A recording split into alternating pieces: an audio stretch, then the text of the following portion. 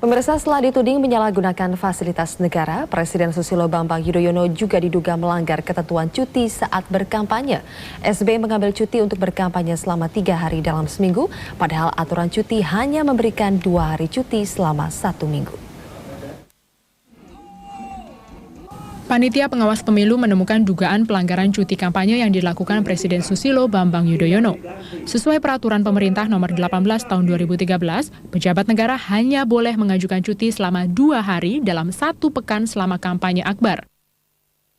Namun dari surat tembusan yang diterima Panwaslu, dari 1 pekan mulai 25 hingga 30 Maret, Presiden mengajukan cuti kampanye lebih dari 1 kali. Kita kan kemarin bukan soal nggak tegas, jadi proses kampanye sudah berjalan, kita baru dapat surat tembusan izin cuti kan. Jadi kenapa itu baru dapat? Iya, namanya izin cuti ini kan proses birokrasi kan, ini kan ada di pusat. Selain dugaan melanggar aturan cuti kampanye, Presiden SBY juga dituding menggunakan fasilitas negara karena menggunakan pesawat negara saat berkampanye di Lampung.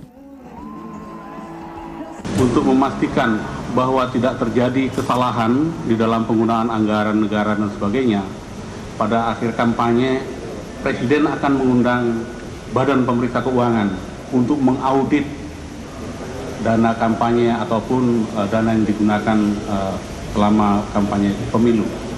Sekali lagi, dengan demikian akan dipastikan tidak terjadi kesalahan-kesalahan yang dilakukan.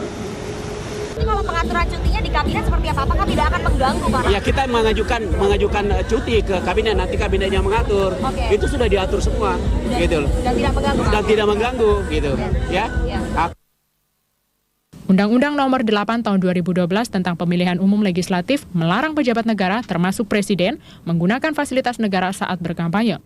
Namun undang-undang ini tidak secara tegas mengatur sanksi bagi pejabat negara yang nyata-nyata menggunakan fasilitas negara, kecuali bagi mereka yang tercatat sebagai caleg. Sementara terkait aturan cuti kampanye, sanksi untuk pejabat negara di bawah Presiden sangat jelas, sedangkan untuk Presiden masih sangat gelap. Tim Liputan Metro TV.